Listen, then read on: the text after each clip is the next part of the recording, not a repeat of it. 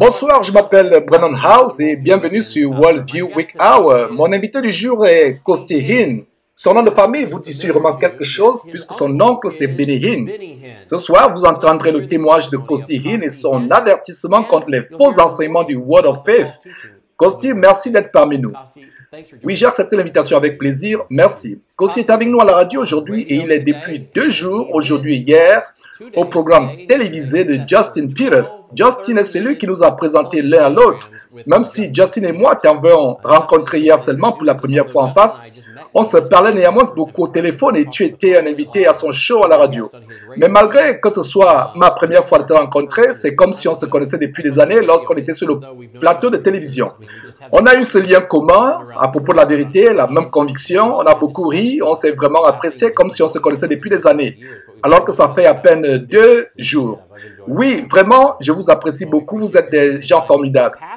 On apprécie que tu nous donnes un peu de temps. Donc, Costi est un pasteur en Californie, il dirige une église réformée, il a quitté le Word of Faith pour le Secret Sensitive Model.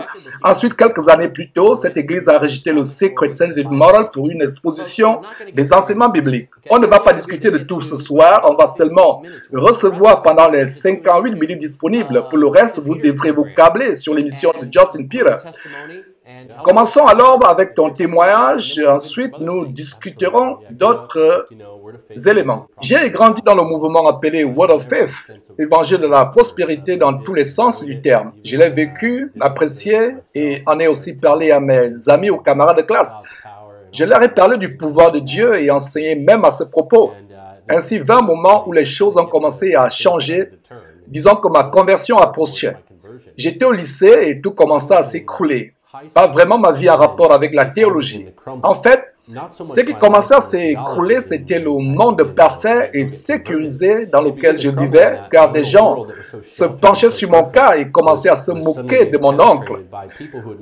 On me brimait à l'école, beaucoup disaient des trucs comme « Ton oncle est un faux pasteur, votre église est une fausse église, vous ne dites pas la vérité. » Tous les jours, on débarquait à l'école dans une Mercedes-Benz. Donc, si tu es l'enfant d'un pasteur et tu viens à l'école dans une Mercedes-Benz, tu as déjà des gens à tes trousses. Sauf si ton père a 2 professions et qu'à part d'être un pasteur, il possède aussi son propre business et que la voiture a été achetée grâce à ce business.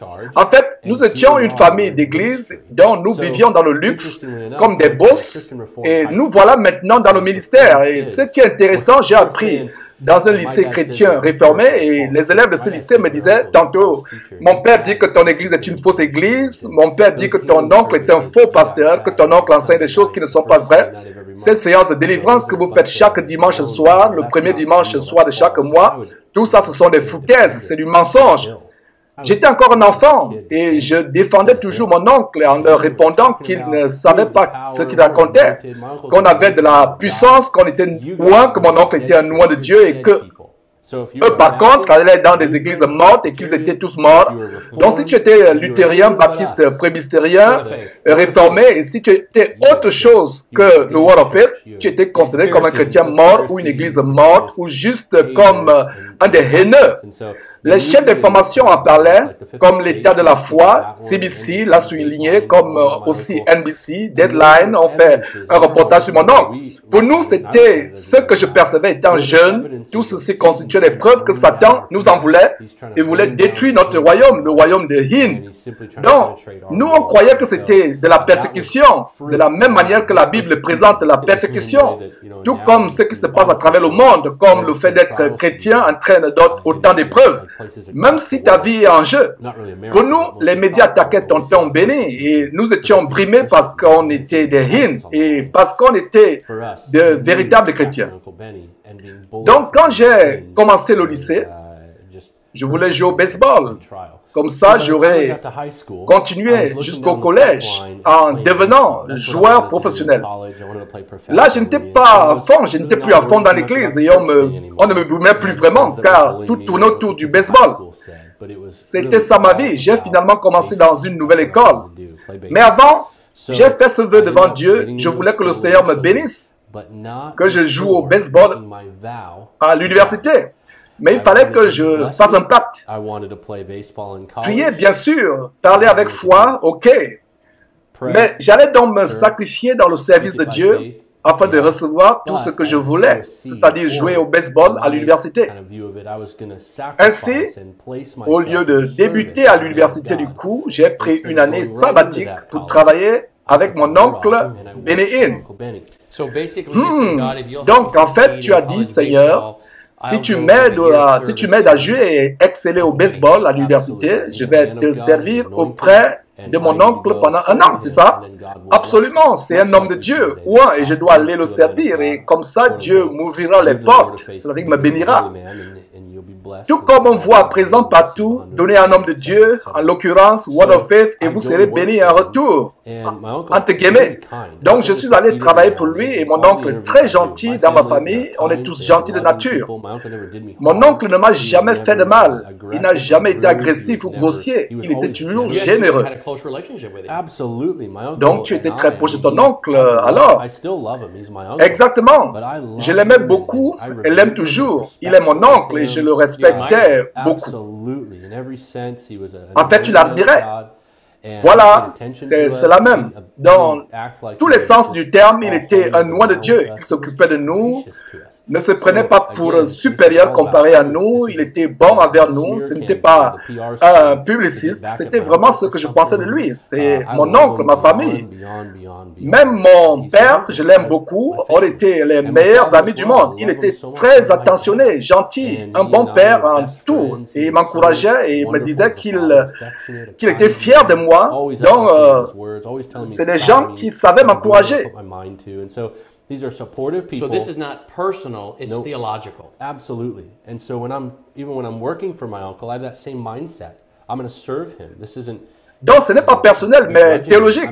Tout à fait. Alors, même lorsque je travaillais pour mon oncle, j'avais la même prédisposition qui était de le servir, car j'avais hâte de bosser pour lui. Donc, nous nous mettions alors à voyager.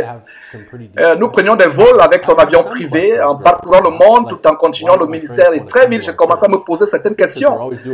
Des questions que j'avais même en grandissant, telles que pourquoi mes amis ne veulent pas joindre notre église, puisque nous avons toujours des séances de délivrance, ou pourquoi mes amis ne reviennent pas à l'église après leur premier passage. Eh bien, c'est parce qu'on pratiquait beaucoup de choses étranges, entre autres des campagnes d'eau sainte, où mon père imposait les mains aux gens, et nous tous parlions en langue sans arrêt, du genre levez les mains et priez au nom du Saint-Esprit, commence à prier en esprit, et toute l'assemblée commençait à parler en langue.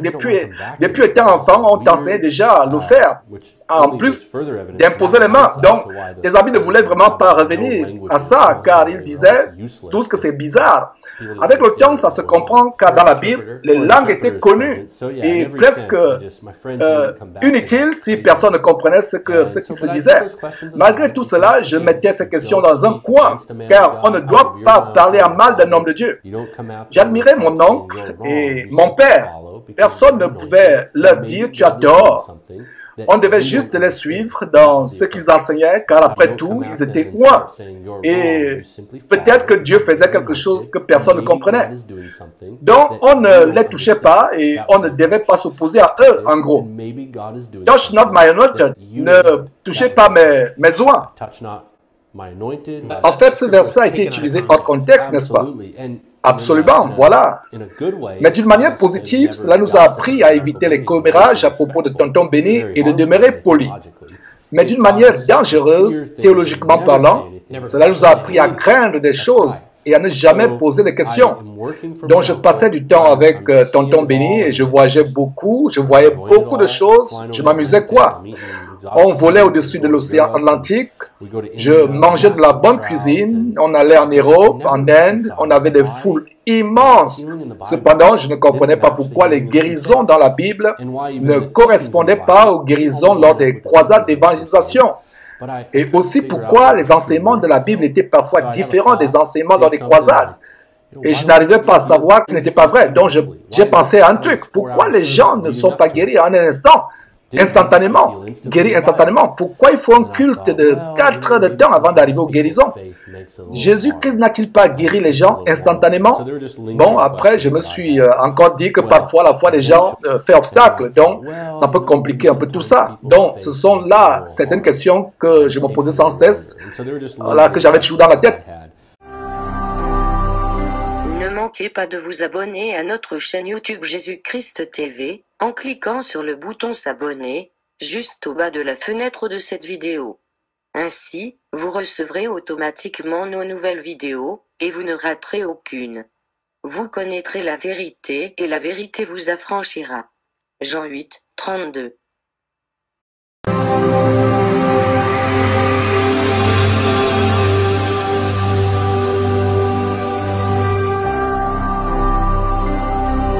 Jésus-Christ TV, vous connaîtrez la vérité et la vérité vous affranchira. Donc, évidemment, j'ai fini mon temps avec Tonton Benny et j'avais toujours des questions sans réponse. Et c'est comme ça que je suis allé à l'université débuter mes études.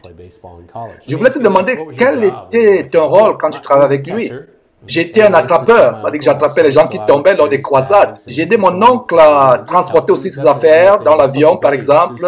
Mon oncle était tellement généreux et je ne faisais pas un travail dur ou fatigant comme si j'étais un esclave. Mon boulot était peinard, c'est-à-dire voyager avec lui, le servir et l'aider aux enregistrements dans les hôtels, attraper ceux qui tombaient durant le culte. Donc, tu attrapais les gens, quand les gens reçoivent le Saint-Esprit, tu les attrapais. Oui, je les attrapais et ça devenait intéressant, surtout quand les plus gros enfants de Dieu tombaient. Il fallait deux d'entre nous pour soutenir la personne, ou encore lorsque les personnes tourbillonnaient ou volaient presque vers toi et tu ne savais pas trop comment les intercepter. Tu retirais simplement tes mains en disant ouf, j'ai échappé belle. Et parfois, nous aussi, nous recevions la vague quand tonton disait prenez-la, prenez-la. Et on tombait, émerveillé par tous ces mouvements. Et donc, tu as fait tout ceci pendant une année entière. Oui, voilà, en effet, et un peu plus même. Et il me payait bien, tranquillement, très gentil. Et tout cela allait bien et toujours des questions dans ma tête. Mais il faut se rappeler que je n'étais pas né de nouveau, ni sauvé pour de vrai. Je ne comprenais pas l'évangile comme maintenant, au point où je n'étais pas sauvé. Je vivais carrément une double vie. Je profitais de la vie. En 2006, j'étais à l'université et je jouais au baseball et croyais que le Seigneur m'avait ouvert la porte et tout. Après avoir servi le Seigneur pendant un an.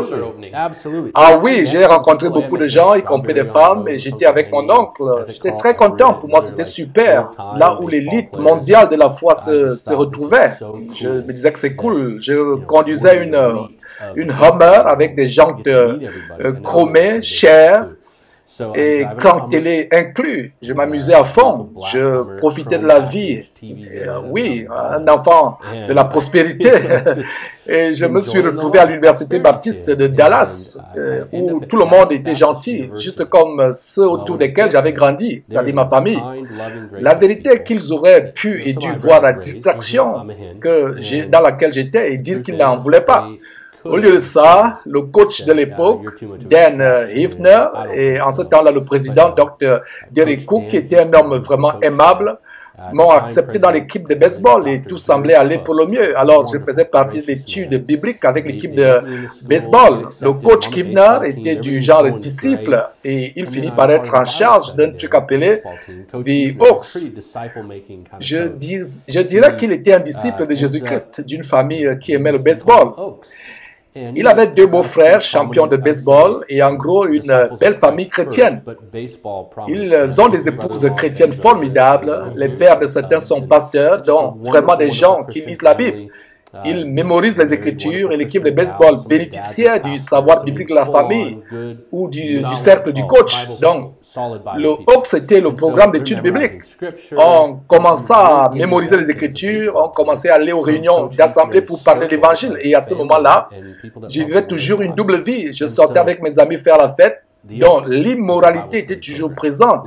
De même qu'il y avait des grains importantes qui étaient... des graines importantes qui étaient plantées. Voilà qu'un jour, tout se bouscule maintenant. Disons, c'est un moment qui s'est déroulé et je me rappelle comme si c'était hier. C'était avant un match et Étant déjà sur le terrain, le coach Kivner s'est mis à nous regarder tous. Et il y avait de bons joueurs dans mon équipe. Certains sont toujours dans de grandes équipes aujourd'hui. Il dit, les gars, ne vous inquiétez pas des scouts. Calmez-vous, jouez, amusez-vous.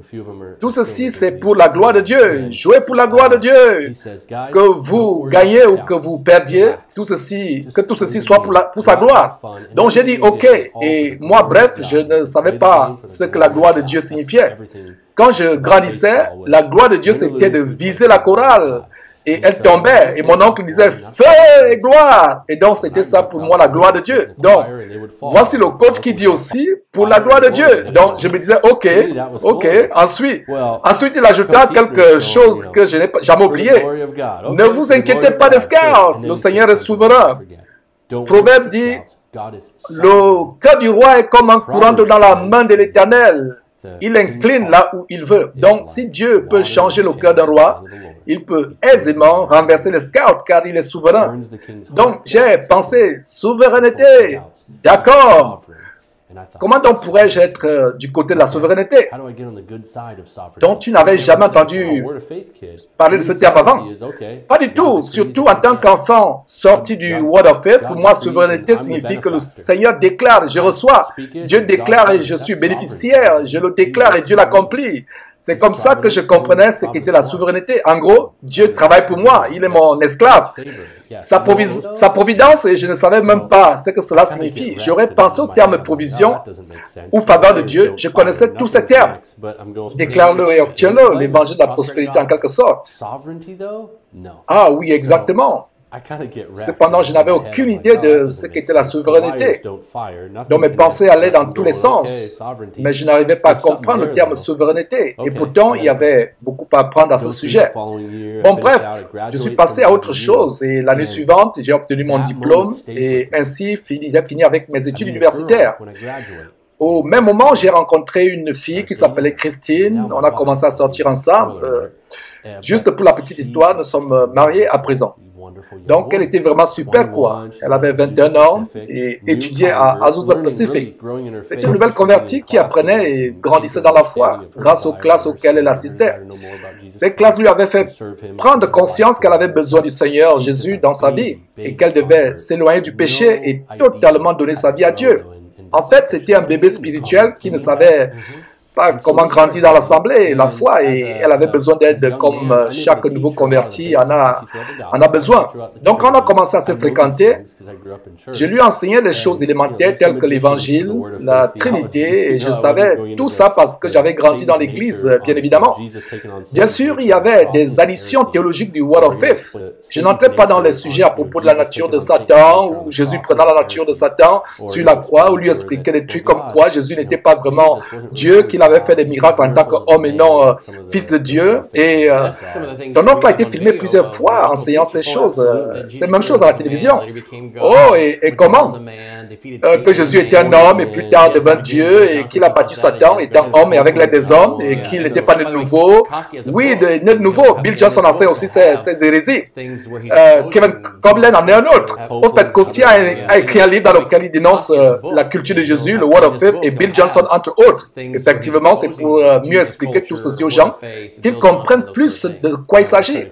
Donc, j'ai aidé Christine à comprendre les rudiments de la foi chrétienne, et malgré que je ne connaissais pas tout ce qui concerne la foi et tout ce qui a été mentionné plus tôt. Alors, elle apprenait et grandissait, et ce qui devait arriver arriva. J'ai commencé à apprendre et à grandir. Ma famille n'était pas vraiment enthousiaste à propos de notre relation, et voici la raison. Je leur avais dit que je fréquentais une fille, bien, et je voulais la leur présenter. Ils m'ont demandé, est-elle remplie du Saint-Esprit? J'ai dit, oh là là, ne recommencez pas avec vos histoires là, les gars. Ok, bon, oui, elle est remplie du Saint-Esprit parce que pendant la conversion, quand on reçoit Jésus-Christ dans sa vie, on reçoit le Saint-Esprit.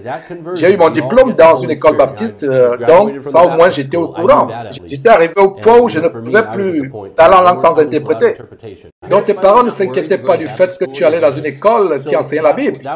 C'était ça même la blague. Quand je rentrais à la maison, il n'y avait plus de parler en langue ni d'interprétation. Ils disaient, oh non, les baptistes ont gaspillé. Voici une conversation que j'ai eue avec mon oncle quand celui-ci avait entendu que j'avais été admis à DBU Dallas Baptist University. Tu sais quoi, Costi? Les baptistes enseignent des mots solides. Si j'étais charismatique, je serais certainement baptiste parce qu'ils enseignent des termes forts. C'est ce qu'il m'avait dit. Je n'aurais pas dû vous le dire. Donc, les enfants vont à l'Université de la Liberté. Oui, les enfants d'un de mes coachs apprenaient à Liberty. Mais aucun des enfants de R. Jerry ou Benny Hinn n'y allait. Non, aucun n'y allait. Ils sont allés à Oral Roberts. Cependant, il y avait une bonne relation avec, à ce niveau. C'était du genre, les baptistes enseignaient du solide, donc il n'y avait pas d'autre moyen de lire la Bible. Donc certains de mes amis ont dit à mes parents, Costi a grandi dans une famille puissante. Il aura son diplôme dans une école baptiste, donc il a le meilleur des deux mondes. C'est ce que les gens prophétisaient. Il aura l'esprit, la parole, la vérité, il sera un grand homme de Dieu et tout ça. Si seulement il savait que la vérité est plus puissante que toute autre chose. À nouveau, je réfléchissais à tout ça et je voulais toujours respecter ma famille. Mais d'un coup, tout tournait autour d'une relation. Mes parents m'avaient dit, Christine n'est pas remplie du Saint-Esprit, elle ne parle pas en langue. Plus tard, ils ont changé d'avis parce que je leur en ai parlé davantage et maintenant, ils ont compris que le parler en langue n'est pas une preuve du salut.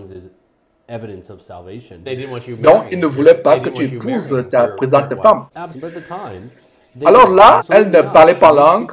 Mon beau-père est un homme merveilleux, vice-président d'une compagnie de fer, un homme très gentil. On va chasser ensemble et ma belle-mère est très gentille aussi, mais il n'était pas du cercle des Hinn et ma famille avait d'autres plans. Ils voulaient que j'épouse une femme qui était comme eux, avec des beaux-parents aussi qui devaient être comme eux, avec un héritage comme le nôtre, qui est celui d'être des stars de la deuxième génération. Donc, j'ai cassé avec Christine et je lui ai dit, écoute, je ne crois pas que tu sois ma femme. Je ne crois pas que tu sois de Dieu. Je n'ai jamais oublié cette seconde phrase. On était assis dans un terrain de stationnement, parking. On parlait, je me détachais d'elle. C'était la fin en fait.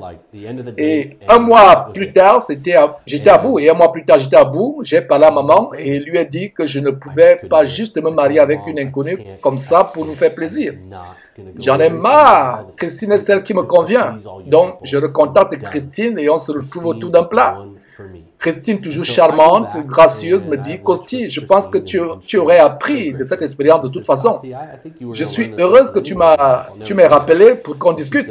Cependant, je crois que tu dois apprendre à prendre des décisions toi seul. Agis en homme et pas selon ce qui convient à ta famille. Cela marqua un autre moment important dans ma vie. Après la souveraineté de Dieu, devenir un homme. Du coup, mes parents ont un peu fléchi, mais ont ajouté, on va amener Christine au culte de tonton Béni. On va l'amener au service du vendredi saint et on va lui imposer les mains de sorte qu'elle reçoive elle aussi ce que nous avons. En fait, en tant que parent, si tu ne peux pas le battre, joins-toi à lui. Si tu ne peux pas empêcher ton enfant, à se marier à quelqu'un, laisse tomber et aime-les, supporte-les, établis même un semblant de relation. Alors, au fil du temps, le plan était d'arranger Christine, arrangeant entre guillemets. Donc, il fallait amener Christine à une des séances de votre oncle de façon à ce que, oui, tu as tout compris. Donc, mon père et tous ces instants qui consistaient à imposer les mains, pitié de ma femme, elle a tout fait comme il fallait. Elle est tombée, elle a mis ses mains en l'air et elle est tombée, trébuchant sur ses talons même. Donc, elle essayait d'être slain in the spirit, frappée dans l'esprit. Ah oui, en effet, elle m'a avoué que l'expérience qu'elle a faite était effrayante et elle s'est sentie bizarre, comme si c'était une présence démoniaque qui était là. Je n'ai jamais vraiment dit cela. Mais en ce moment-là, elle était déjà une véritable croyante, non? Oui, elle était. Et si tu me demandais maintenant, toi, tu penses qu'il s'agissait de quoi? C'est très simple. Un vrai croyant qui plonge dans cet environnement devrait se sentir vraiment inconfortable et avoir la conviction que cela ne vient pas de Dieu et que ce sont les ténèbres et non la lumière. Ce n'est pas ma place ici. Christine se disait, non, est-ce la voix du Seigneur? Moi, j'étais déjà habitué à tout cela, mais pas elle. Je n'étais pas croyant en ce moment, là, n'est-ce pas? Non, on est censé tomber et tout. Donc, quand elle est tombée, je me suis dit, ok, génial, elle reçoit aussi ce qu'il faut. Et tout le monde serait content. Je voulais juste que tout le monde soit heureux et qu'on nous laisse la paix. que tout le monde s'entende bien. Ensuite, vint la partie du parler en langue. Il y avait des conférences telles que des conférences pour la jeunesse, et on passait des bons moments, et voici une femme qui, vers la fin du service, fait appel à la repentance et tout. Elle dit, élève ta voix et prie en esprit, bouge tes lèvres, et dis tout ce qui vient du bout de tes lèvres, blablabla, blablabla. Elle voulait enseigner comment parler en langue en fait. Oui, à tous ces enfants devant nous, ma femme et moi, vraiment pitié de ma femme. Elle est d'accord pour que je partage ces choses, car c'est la vérité. Elle lève sa main en l'air, car elle a appris que c'est un signe d'abandon, et tout le monde le faisait autour de nous. Il tremblait et faisait des trucs bizarres. Ma femme, toujours les mains en l'air, essayait de regarder et imiter. C'est comme ça que je voyais son menton bouger, et elle essayait de parler en langue. Sur le coup, je me disais, waouh, elle y arrive, ça va marcher, oh là là, j'ai hâte que mes parents voient ça. Attends, elle parle en langue là. Problème réglé, je vais épouser cette fille et vous ne pourrez plus m'en empêcher. C'est bon là, le fiston est prêt, personne ne peut plus dire quoi que ce soit. On ne peut plus dire à Roméo de ne pas avoir Juliette, c'est fini tout ça. Et il fallait qu'elle soit remplie du Saint-Esprit et parle en langue pour que tout le monde soit content. Quelque temps après, elle disait qu'elle ne comprenait pas elle ne comprenait rien de cela et qu'elle n'était pas heureuse à propos de tout ce qui se passait. Elle avait l'impression que ce n'était pas bien, que ça ne venait pas naturellement. Tout était enseigné, même forcé. Bon, comme une bonne convertie, bien sûr, je croyais qu'elle avait été bien convertie. Elle lisait les Écritures et se sentait condamnée. La pauvre, elle ne connaissait même pas encore bien la parole et personne ne l'avait vraiment pas accompagnée dans sa marche avec Christ. Mais le discernement, la condamnation et le Saint-Esprit sont assez pour un chrétien, un croyant, pour qu'il ou elle comprenne qu'il y a quelque chose qui n'est pas clair. Donc, elle s'était rétractée et un jour, elle vient me dire qu'elle a compris un truc. Costi, je ne crois pas que j'ai un problème. N'est-ce pas l'apôtre Paul? Attends, je vais te le montrer. Est-ce qu'il n'y avait pas quelque chose comme ça? Mais tous ne parlaient pas langue. Il y a quelque chose comme ça dans la Bible. Et je réfléchissais, oui, peut-être, en effet, je ne sais pas, parlons-en un tout petit peu. Corinthiens chapitre 12, elle me le montre et je commence à comprendre certaines choses. Des éléments me reviennent à l'esprit et comme j'avais appris à l'Université baptiste de Dallas, plusieurs points dans l'intervalle de 4 à 5 ans. Donc, toutes ces graines qui avaient été plantées au courant de ma vie ont fait que je commence à réaliser qu'effectivement, Paul avait dit que tous ne parleraient pas en langue, tous n'auraient pas les dons de guérison, d'interprétation et tout cela. Christine avait raison, les Saintes Écritures avaient raison. Donc je me suis rétracté et vraiment, pour ma famille, ce n'était pas assez. C'était la doctrine que nous connaissions, nous étions attachés depuis des générations. Là, je commençais à être différent, à me détacher de cela, ce qui n'était pas normal car on fonctionnait comme une mafia dans le ministère.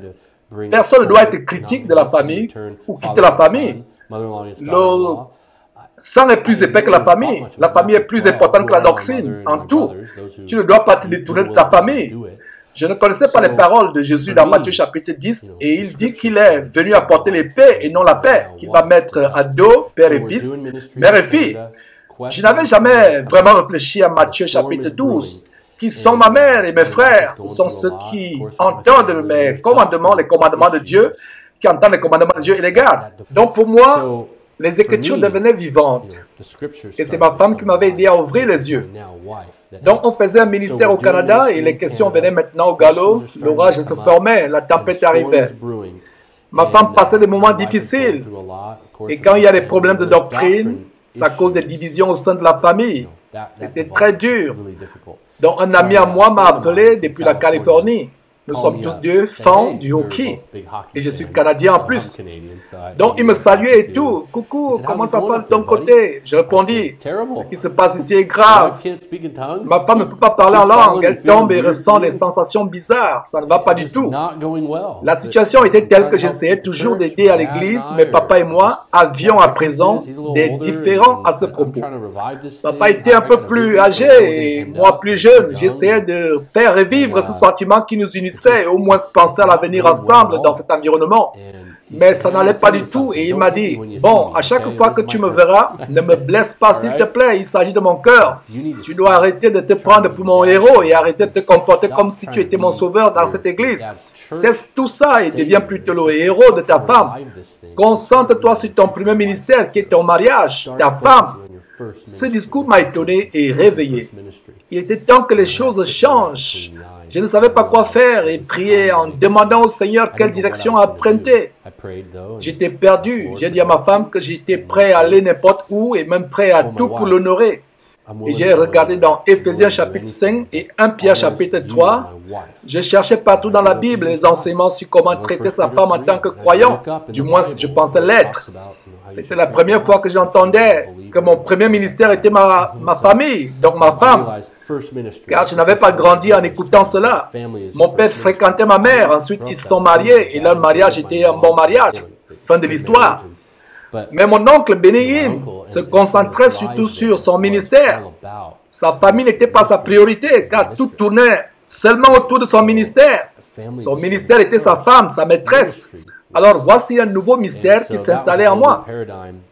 Pendant que le Seigneur travaillait mon cœur, voici une église en Californie dans laquelle j'avais plusieurs amis qui m'appellent une semaine après et me disent: au fait, il y a une position vacante en tant que pasteur des jeunes. Est-ce que ça t'intéresse? On peut te payer quelques centaines de dollars chaque mois, même si ce n'est pas beaucoup. Tu as besoin d'un travail. Même si ça ne va pas trop t'aider à t'occuper de ta femme. Viens quand même. Ça nous a amusé, ma femme et moi, mais nous avions sauté sur l'occasion et quitté le ministère de mon oncle et ma famille. Alors j'arrive dans cette église, tout est cool, tenue relax, t-shirt en forme V, pantalon jean serré, on était en Californie maintenant. Secret sensitive, sensible au secret. Oh, bien sûr, malgré les tenues relax et tout, il fallait être discret à propos de certaines choses, bien évidemment. Ce qui devait être partagé était plein en réserve. Je suis donc arrivé dans cette église un an après qu'elle avait ouvert. On était vraiment chaud pour accomplir le boulot et nous accueillons même différentes dénominations lors des événements. C'était une sorte d'environnement écuménique. Donc, nous voici impliqués dans une mission de sauvetage. Puis-je te la raconter? Oh oui, je t'en prie, vas-y. Donc, on a commencé à prêcher aussi, on exposait certaines dérives, mais tout en restant ouvert au message d'autres dénominations. À ce moment, durant la première année, j'ai eu l'opportunité de donner un sermon. Donc, pense au fait qu'il y a des changements qui sont déjà en train de s'opérer, même s'ils ne sont pas encore vraiment visibles. Mon pasteur me dit alors: écoute, nous sommes dans Jean, quand nous avons commencé avec les aides d'études bibliques. Je suppose que c'est comme ça que ma femme et moi avions appris l'étude biblique verset après verset. Donc tu commençais maintenant à te transformer, tu n'étais plus un chercheur d'église à caractère sensible au secret, mais tu devenais plutôt le pasteur qui questionnait les choses pour voir si elles étaient appuyé par la Bible. Et tu te tournais à présent vers un enseignement biblique qui exposait des vérités. Et oui, ce changement a commencé grâce au sermon. Et vous avez raison. Ensuite, le pasteur qui nous enseignait a commencé à se tourner vers ces enseignements, explorant un peu plus les Écritures, malgré que l'Église gardait ses mêmes habitudes. Le slogan de notre Église était « Nous sommes une Église avec mission ». C'est là que nous avons fait notre mission de sauvetage. Servant Jésus-Christ et les derniers les moins perdus. C'était vraiment cool tout ça, comme slogan. Attends, il ne nous restait plus qu'à construire des puits en Afrique. C'était de la justice sociale en quelque sorte. Ah oui, je ne te le fais pas dire. Tout le monde était chaud pour cela. Le slogan était vraiment super pour nous. On voyait déjà comment on allait convertir d'autres églises afin qu'elles fassent aussi des missions de sauvetage comme nous. On voulait une église multiraciale, noir, blanc, asiatique, peu importe. On se concentrait surtout sur un endroit, une niche, et on se sentait cool quoi. Et bizarrement, aucun d'entre nous n'était pauvre ou sans abri. Nous étions tous à l'aise, aisés. Donc, le pasteur enseignait dans Jean, mais toujours dans la même lancée, suivant les autres courants dénominationnels. J'ai finalement eu l'opportunité de prêcher, et ce fut sur Jean chapitre 5, la guérison à la piscine de Bethesda. J'ai demandé à mon pasteur si c'était un piège, et il m'a assuré que non, ça n'a jamais été un piège. Ils ont permis à l'enfant avec moi, de prêcher sur la guérison. Donc, vous voyez comment ça va se passer. J'ai pensé que c'était un piège. Mais en fait, c'était ma chance. Et voilà, c'est parti. Et je m'appliquais à étudier, mais je ne savais quoi faire d'autre que de regrouper un tas d'informations qui illustraient bien le message à faire passer. Les illustrations sont comme une fenêtre pour le sermon. Elles laissent passer la lumière. Voici alors mon pasteur qui vint déposer un commentaire de John McCarthy sur mon bureau disant que ça m'aiderait à être bref dans le sujet. une bonne introduction avec explication des termes grecs, etc. Je crois que c'est pendant que j'étudiais cela que ma repentance a eu lieu. Je lisais et MacArthur disait quelque chose, cet homme ne savait pas qui était Jésus.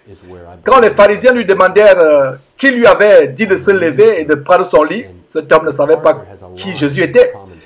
Il ajoutait alors que c'est là que réside le plus grand secret des hommes opérant des guérisons. Crois un peu seulement et tu seras guéri. Ça m'a époustouflé au point où je n'en revenais pas. J'étais choqué. Donc on avait tort sur toute la ligne. On désignait ma famille les Hin. Nos enseignements étaient faux. Et il n'y a pas de discussion à propos de dons ou quoi que ce soit. Nous avions tort de mentir aux gens que s'ils croient juste assez ou un peu, Dieu les guérirait. C'était complètement faux. Je le réalisais pour la première fois. Oui, parce que l'homme avait été guéri sans même savoir qui était Jésus. Ah oui, tu as raison, c'est ça. Il ne connaissait pas Jésus et d'autres choses ont commencé à sortir de l'ombre aussi et par la suite, mes yeux s'ouvraient. Voilà pourquoi je crois que c'était à ce moment que ma repentance prenait place, la conversion d'un cœur mort, soudainement revenu à la vie. Éphésiens 2 nous dit, nous sommes morts par nos péchés. J'étais mort et tout à coup la parole se révélait et me sortait des ténèbres. Je me souviens que je lisais à travers le texte dans Jean chapitre 5. La multitude était là, je répète, la multitude. Mais il n'y a eu qu'un seul homme qui a été guéri.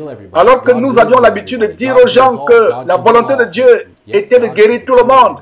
Et que Dieu guérirait tout le monde, que Dieu pouvait guérir tout le monde.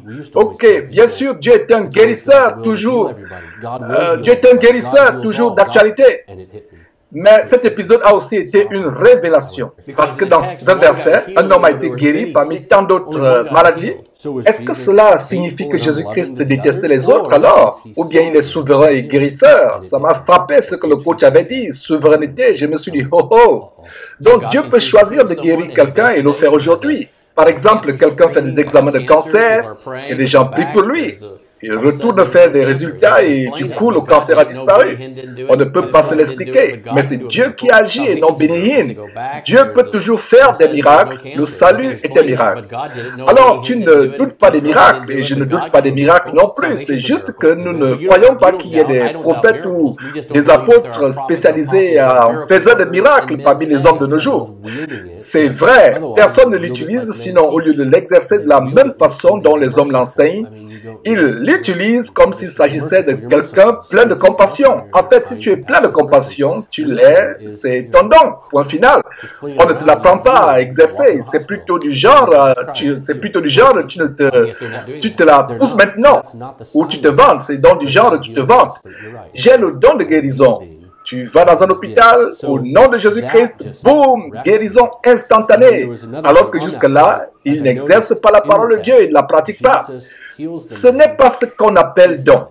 Est-ce que Dieu guérit? Oui, mais tu as raison de dire que c'est pas juste de l'exercer. Et il y a autre chose à ce propos toujours, comme j'avais remarqué dans le passage où Jésus avait guéri l'homme instantanément, il lui a dit, lève-toi et marche. Prends ton lit et voilà le gars parti. Je me suis dit, comment?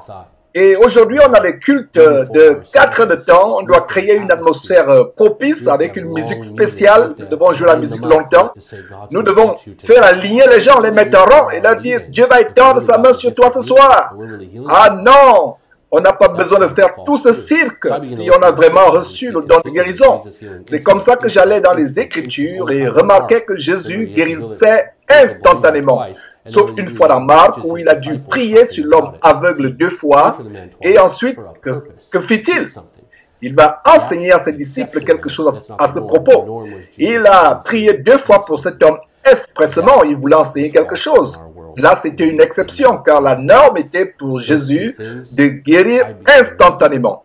Dans notre monde, c'est-à-dire celui des Bénéhin, il ne pouvait y avoir de guérison instantanée. Donc, pour moi, tout ça était faux. Donc, avec tout cela, j'ai commencé à me lamenter, car je devais prêcher ce sermon dans 3 jours, et là, j'étais vraiment mal.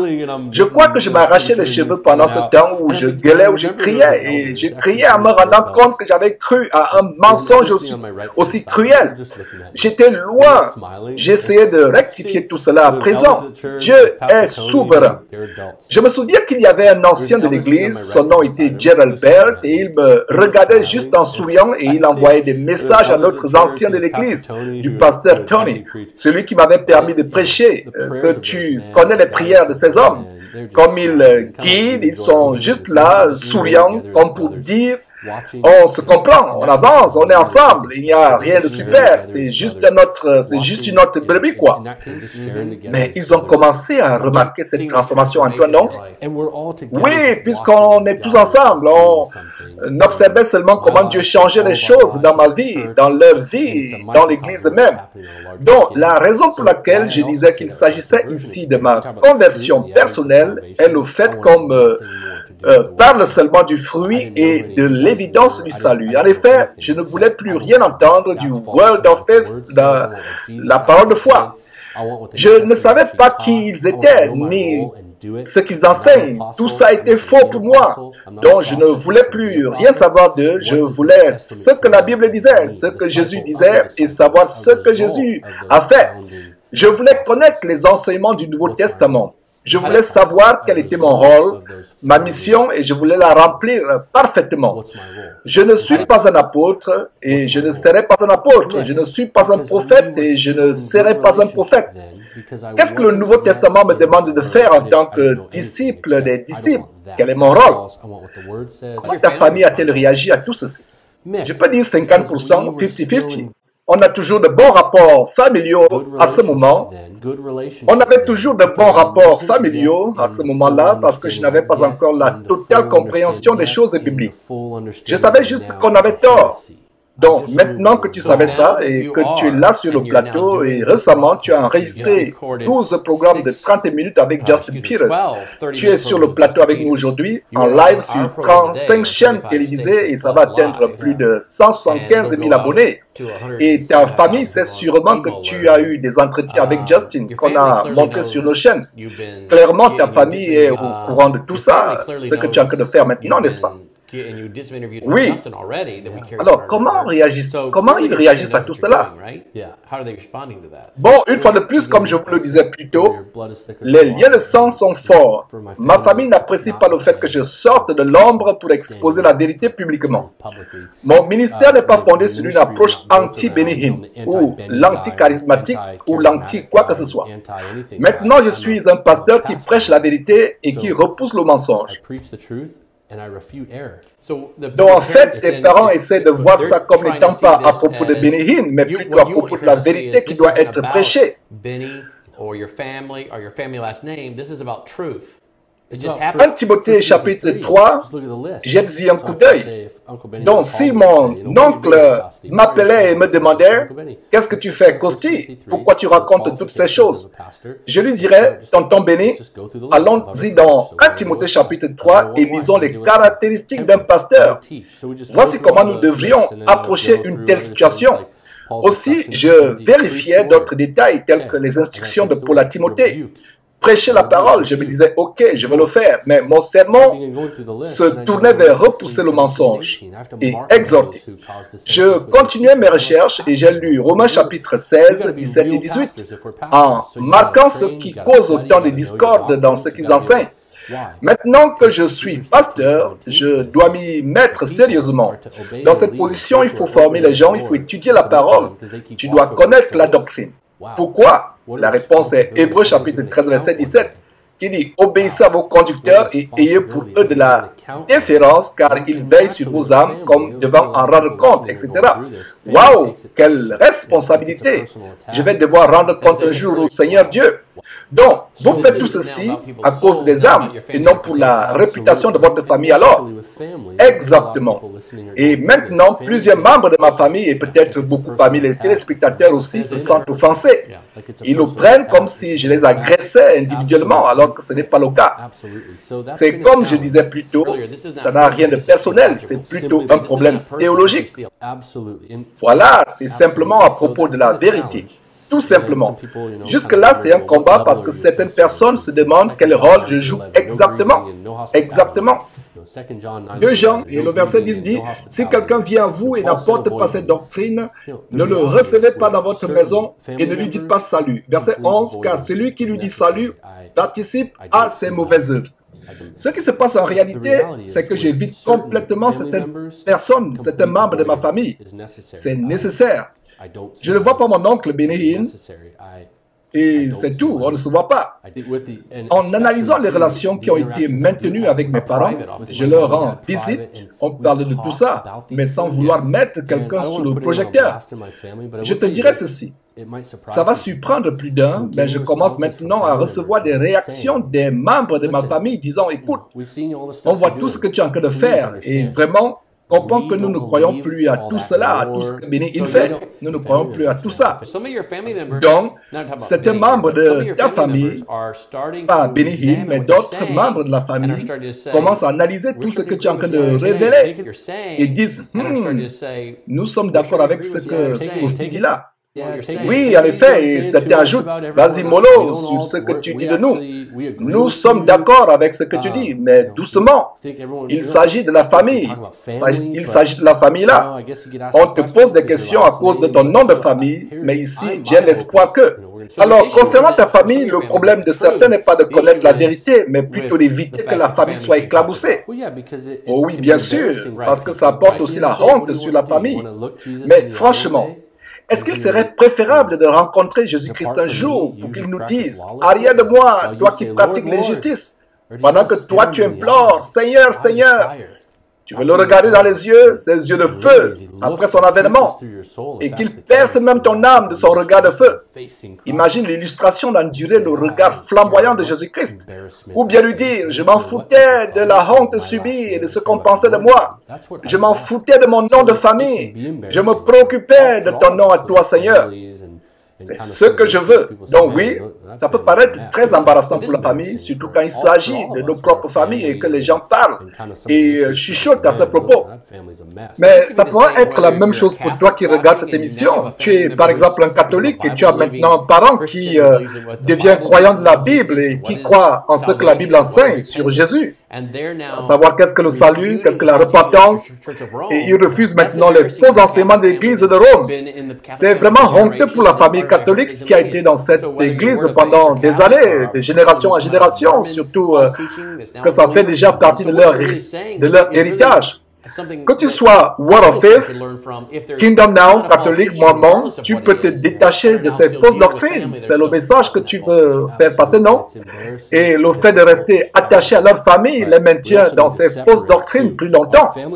Voilà, c'est embarrassant, c'est dur, c'est un combat, mais nous devons nous séparer d'eux. Nos proches qui suivent ces fausses doctrines, ils sont attachés. L'aide m'est venue à cause des relations que j'avais.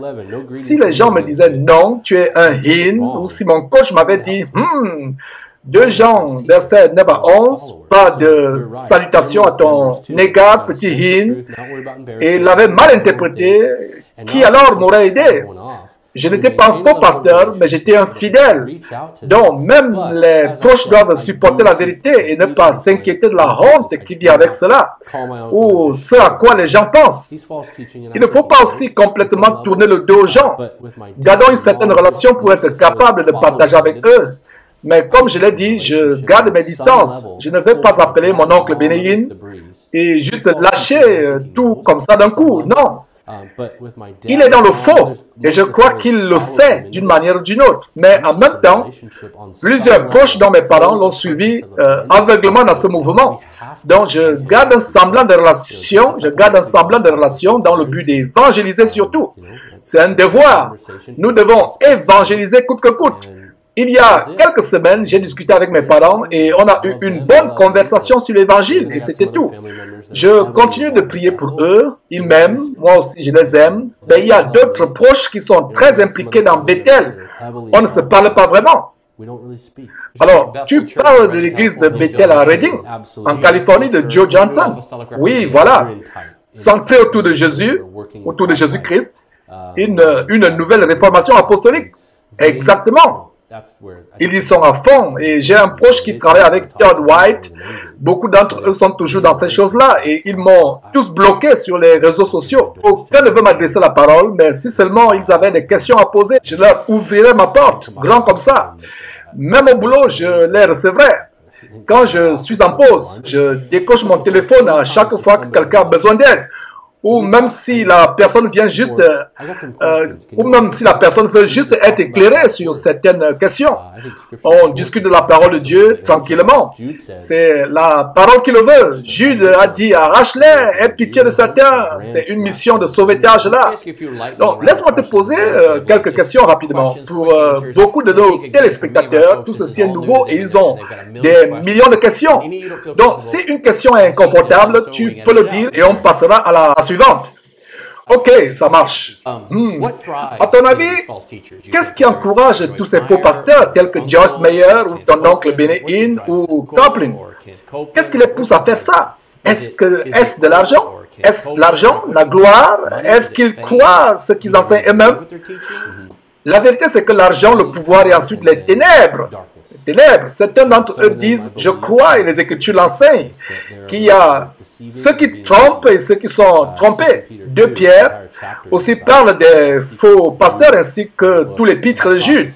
L'apostasie est exposée, faux professeurs, faux docteurs, faux enseignants, faux prophètes déguisés en agneaux, dont les ténèbres choisissent et placent certains où ils sont. Certains le font parce qu'ils sont sous l'influence des esprits démoniaques. Ils ont été offerts à ce monde en fait, absolument. Romains chapitre 1 dit would be the other two things I would just say that's always been the downfall of humanity. It's involved in politics, involved in everything in the life. Flesh. That's right. Loving the world system. Absolutely. So, Romains chapitre 1 dit c'est pourquoi Dieu les a livrés à l'impureté selon les convoitises de leur cœur. Dont le pouvoir et l'argent sont les deux autres choses que je pourrais qualifier de pièges pour l'humanité. On les retrouve partout, dans la politique, partout. L'amour du système de ce monde, du système de péché, effectivement. L'argent, le pouvoir et les ténèbres. Durant toutes ces années passées dans cet environnement, avez-vous rencontré quelqu'un qui a été guéri? Non, non, pas naturellement. Tu veux dire par certaines personnes? Oui, et pas grâce aux mains d'une personne qui proclamait sans cesse avoir le don de guérison. Mais bon, comme plusieurs, j'ai été témoin de cancers qui disparaissaient, des docteurs abasourdis, des gens qui priaient en disant « Seigneur, que ta volonté soit faite ». Et sa volonté était faite immédiatement. Et ressusciter mort. Tu as déjà assisté à une telle scène? Non. Je n'ai jamais vu une personne ressusciter des morts. J'ai entendu plusieurs histoires de ce genre, mais je n'ai jamais vérifié. Toujours une grande fable que tout le monde applaudit, mais je n'en ai jamais vu de mes yeux. Dans les entretiens que nous avons eus avec Justin, qu'on va diffuser dans quelques semaines, tu vas discuter des sujets tels que ne touche pas aux oins de Dieu.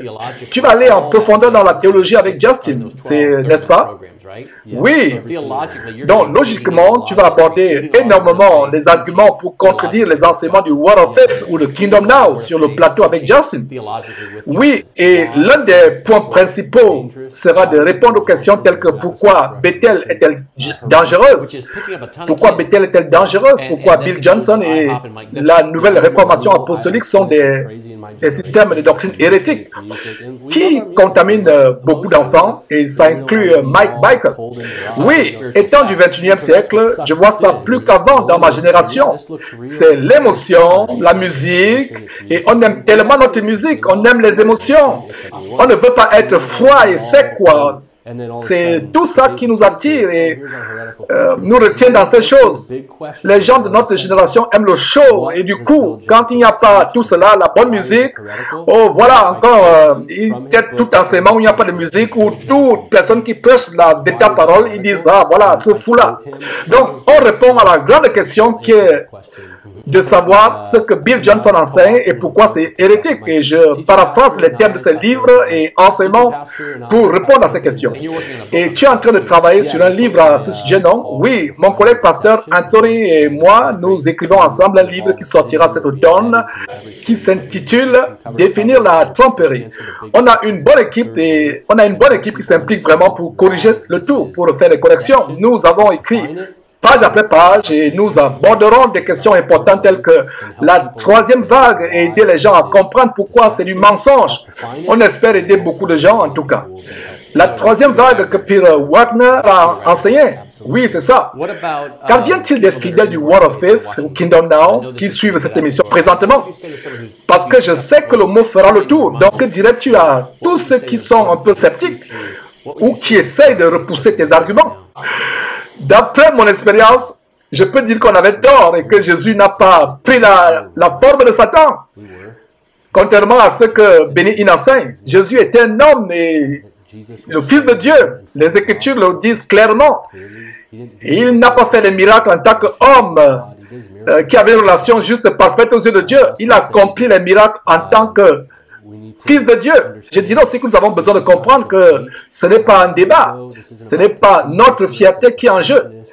Je préférerais bénir le Seigneur, louer le Seigneur avec quelqu'un qui sort tout juste du Word of Faith et qui dit « Ok, je ne me sépare pas complètement d'eux, je reste ouvert et prudent, mais qui du moins abandonne les faux enseignements sur Jésus. » En fait, ce n'est pas parce que tu ne crois pas seulement au par la langue comme signe, mais ce que tu dis, c'est que tu as des amis pentecôtistes charismatiques qui rejettent complètement le mouvement de la foi de Word of Faith.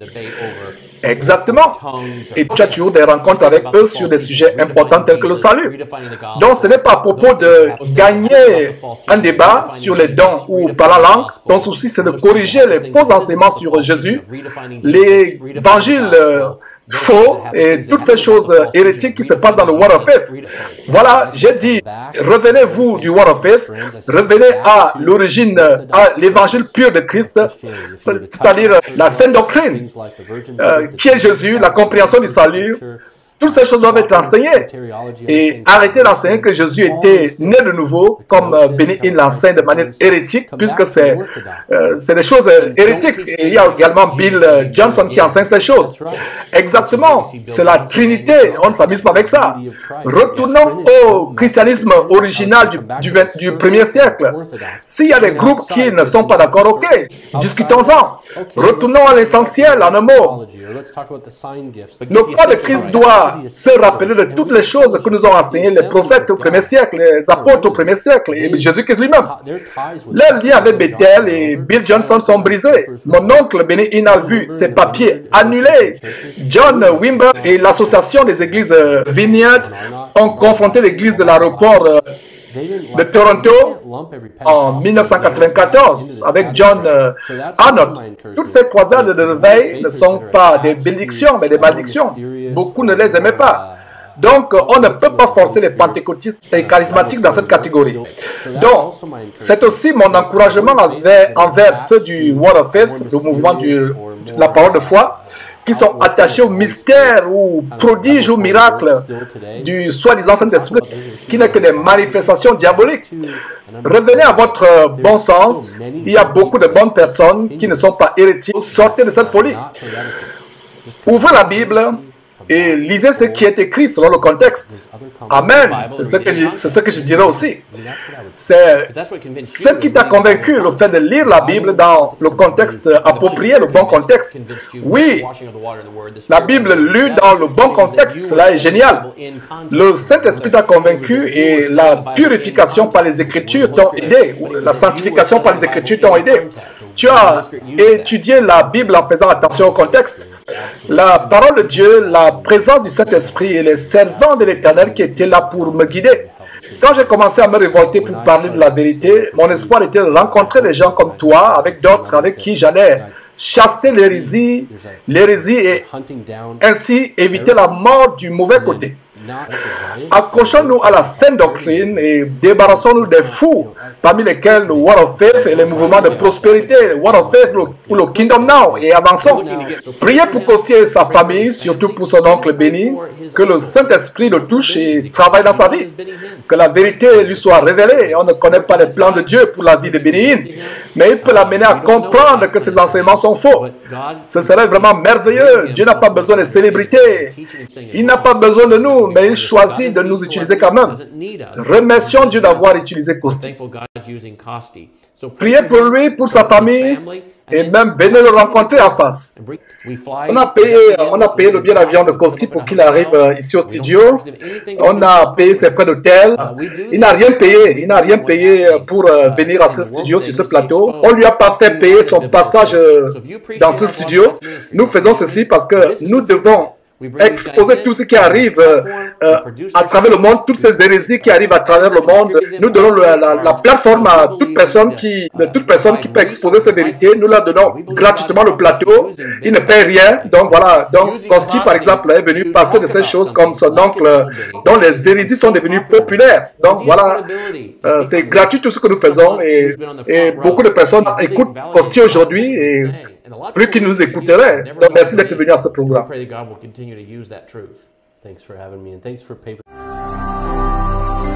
Ne manquez pas de vous abonner à notre chaîne YouTube Jésus-Christ TV en cliquant sur le bouton s'abonner juste au bas de la fenêtre de cette vidéo. Ainsi, vous recevrez automatiquement nos nouvelles vidéos et vous ne raterez aucune. Vous connaîtrez la vérité et la vérité vous affranchira. Jean 8, 32.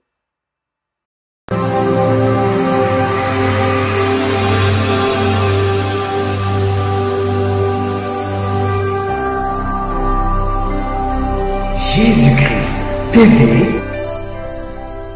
vous connaîtrez la vérité et la vérité vous affranchira.